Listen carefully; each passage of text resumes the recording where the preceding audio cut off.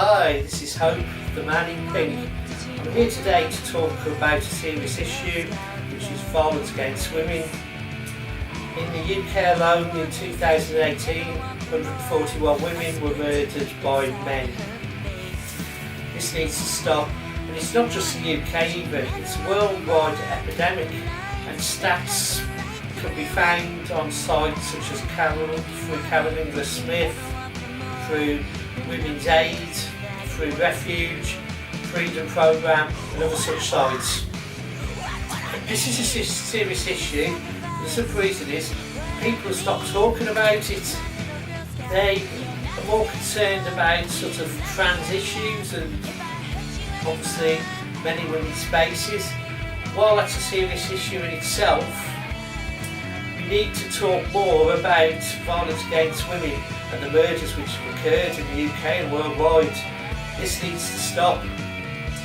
And the only way to stop it is by talking about it and making sure men understand, so then men can go and educate other men and boys and talk to them about this issue and make sure they are aware of feminist issues and how sort of women are treated in generally through sort of everyday sexism, you know, where sort of young girls are spoken to, where they're asked to get their tits out, and you know, this starts from an early age for young girls and it carries on through into everyday life, and sites such as Everyday Sexism document what's said to women and girls.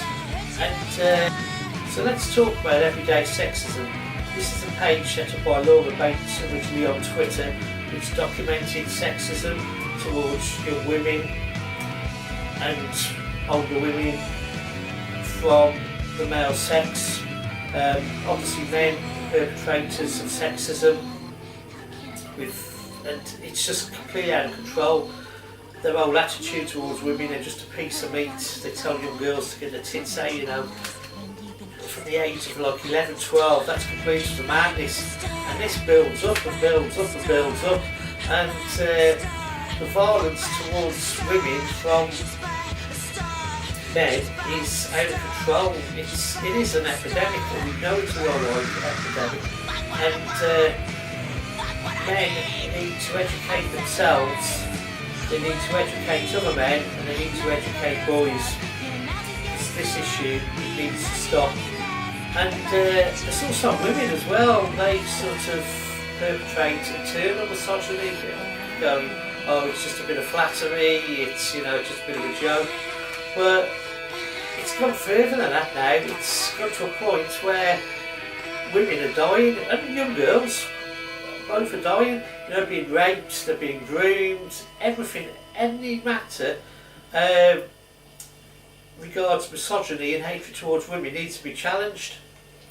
And again, as I said, the sooner the better, before, you know, the whole situation gets worse.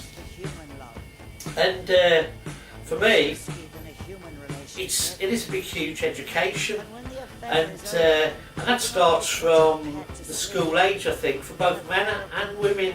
You know, as young boys and young girls, they need to be taught this from an early age. And you know, Laura Bates has written a couple of books, Everyday Sexism, and she wrote a second book, Misogynation. And these are good tools to teach people what is acceptable, what isn't acceptable from a very early age. And when people say, oh well, you know, this needs to be taught. This needs to be taught instead of the normal gender roles. Young girls have to be brought up this way, young men have to be brought up that way. That's completely the nonsense. The sooner we get rid of social conditioning, the better. And as I said, when people, you know, it isn't going to happen right away. It's going to take a couple of generations for this to happen. And you know, it is going to be, you know, worthwhile in the end, because less women and girls are going to die at male violence, you know, the hands of male violence. and that can only be better for society as a whole. And I really don't know what else to say. And from my point of view, the sooner this is dealt with in schools, the better it will be for young girls and women. And this violence against women will eventually stop, or at least greatly reduce, because people in society want to know better, especially men and young boys coming up. They'll learn to be respectful to women, they'll learn not to be misogynists, they'll learn not to rape women, they'll learn not to hate women.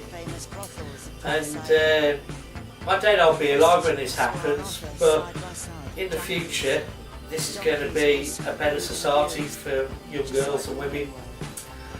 And I don't know really what else to say about this issue apart from check out sites such as Karen English Smith, Women's Aid, Refuge, and sort of sites such as anti-domestic violence, sites such as Freedom Programme, definitely well worth checking out.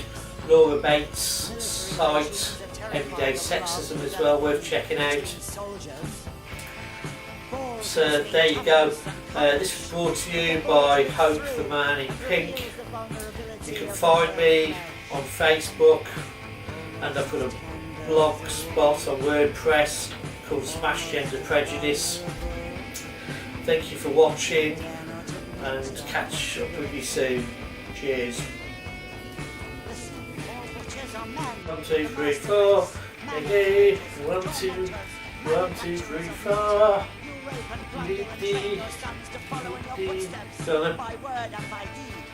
Give up your knives. Take instead the vulnerability of your own body, your fragile penis. Cherish love between man and man.